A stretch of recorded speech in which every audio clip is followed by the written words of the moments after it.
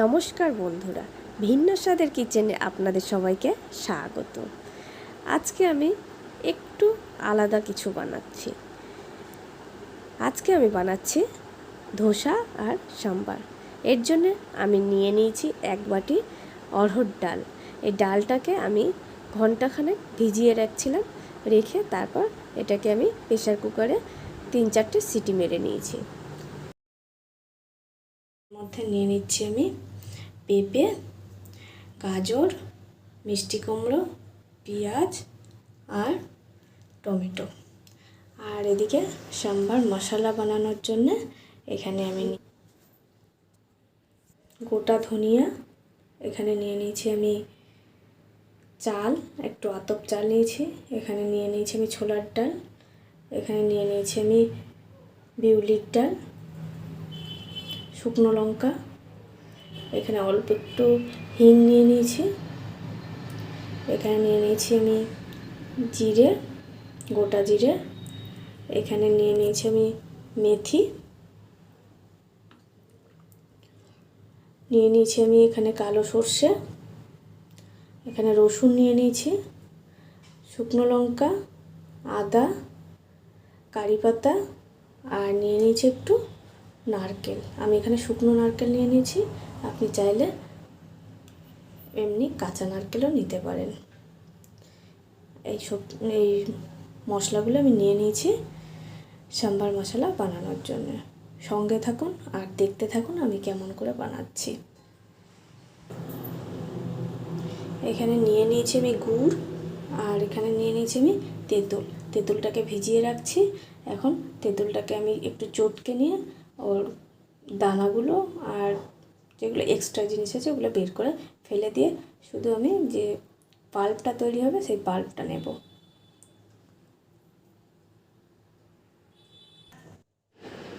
এখন কড়াইয়ে তেল গরম হয়ে গেছে, এর মধ্যে আমি একে একে সাম্বার মশলা বানানোর জন্য যে মশলাগুলো রাখছিলাম একে একে ধীরে ধীরে সবগুলো দিয়ে দিতে হবে। আর গ্যাসের ফ্লেমটা রাখতে হবে একেবারে লোতে, যেন এই মশলাগুলো কোনোটা পুড়ে না যায়। এর জন্য আমি প্রথমে দিয়ে দিয়েছি রসুন, তারপর দিয়ে দিয়েছি আদা, তারপর ডালগুলো দিয়ে দিয়েছি, চালটা দিয়ে দিয়েছি। ধীরে ধীরে সম্পূর্ণ মশলাটা একটা একটা করে ঢেলে দিতে হবে, দিয়ে একটু ভালো করে নাড়াচাড়া করে নিতে হবে।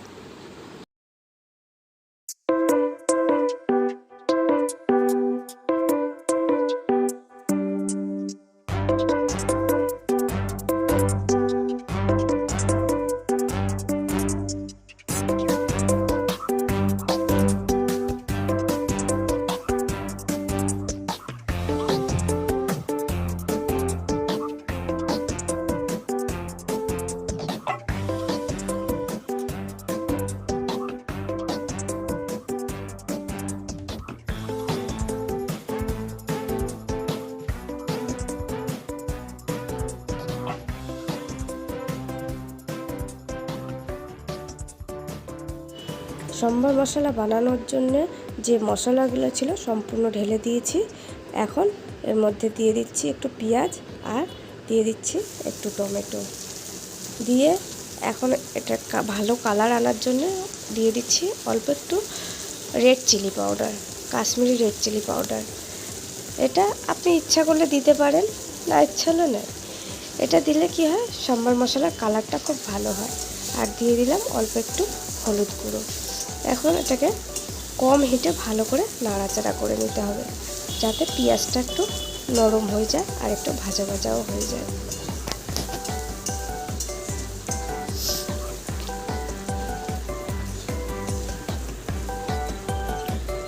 মশলা আমার ভাজা রেডি হয়ে গেছে। এখন আমি মশলাটাকে তুলে নিচ্ছি ঠান্ডা করার জন্য। মশলাটা যখন ঠান্ডা হয়ে যাবে তখন আমি এটাকে মিক্সি করে একটা স্মুথ পেস্ট তৈরি করে নেব।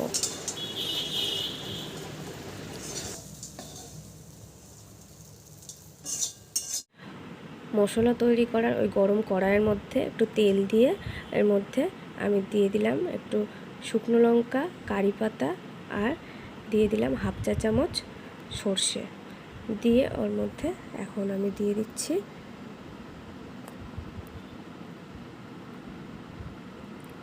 টমেটো, দিয়ে দিলাম একটু পেঁয়াজ। এখানে আমি একটা মিডিয়াম সাইজের পেঁয়াজ নিয়ে নিয়েছি, পাতলা করে কেটে নিয়ে নিয়েছি। নিয়ে এখন এটাকে একটু নাড়াচাড়া করে নিতে হবে। নাড়াচাড়া করে এর মধ্যে এখন দিয়ে দিচ্ছি ছোট ছোট টুকরো করে কেটে রাখা গাজর, আর দিয়ে দেব এখন পেঁপে। পেঁপেগুলোকে আমি ছোট ছোট একই সাইজের টুকরো করে কেটে নিয়েছি। এখন এর মধ্যে দিয়ে দিচ্ছি আমি মিষ্টি কুমড়ো। মিষ্টি কুমড়োগুলোকেও আমি একইভাবে কেটে নিয়েছি ছোট ছোট টুকরো করে। নিয়ে ভালো করে নাড়াচাড়া করে নিতে হবে।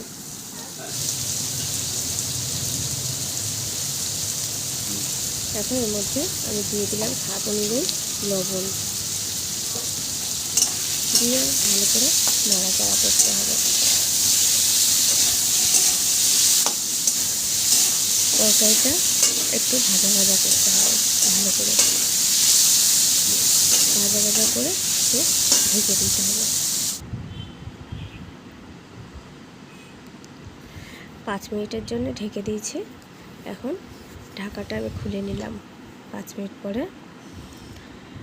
ঢাকাটা খুলে একটু নাড়াচাড়া করে নিয়ে এর মধ্যে আমি দিয়ে দিচ্ছি সিদ্ধ করে রাখা ডালটা।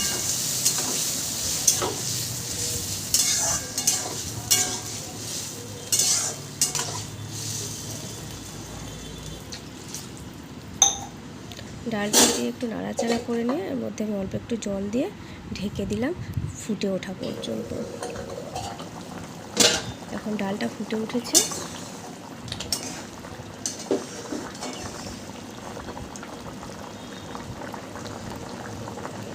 সবজিটা হালকা সিদ্ধও হয়ে গেছে। এখন এর মধ্যে আমি দিয়ে দিচ্ছি সাম্বার মশলার যে তৈরি করে রাখছি, আমি যে মিক্স পেস্টটা তৈরি করে রাখছি, এই পেস্টটা দিয়ে দিলাম। দিয়ে 10 মিনিট মতো ফুটাতে হবে। মশলাটা দেওয়ার পরে সাম্বারটা একটু ঘন ধরনের হয়ে যায়, তো তাই নিচে লেগে যাওয়ারও ভয় থাকে, তাই একটু পর পর নাড়াচাড়া করতে হয়। 10 মিনিট হয়ে গেছে। এখন আমি এর মধ্যে দিয়ে দিলাম গুড়ের টুকরোগুলো।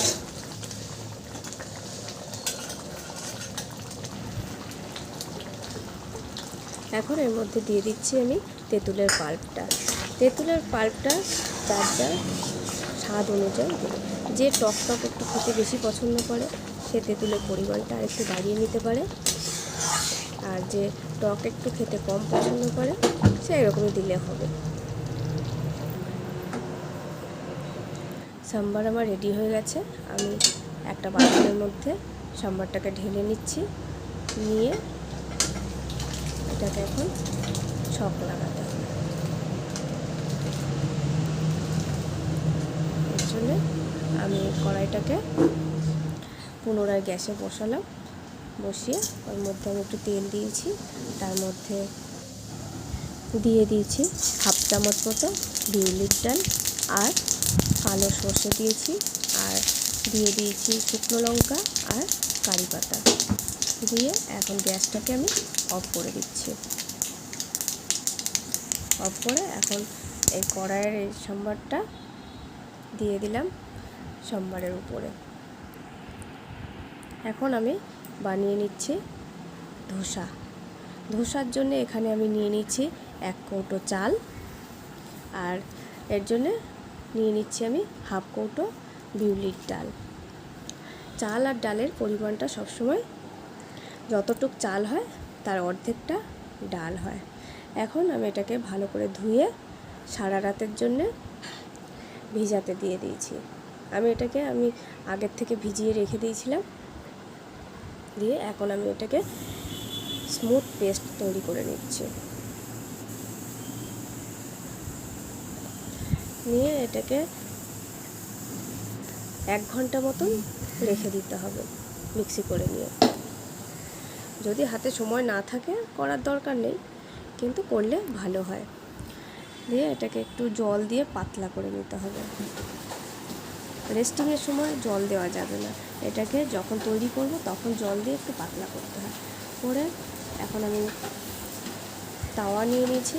আমার তাওয়াটা ধোসার তাওয়া। এই তাওয়াটা ভালো করে গরম করে নিতে হবে।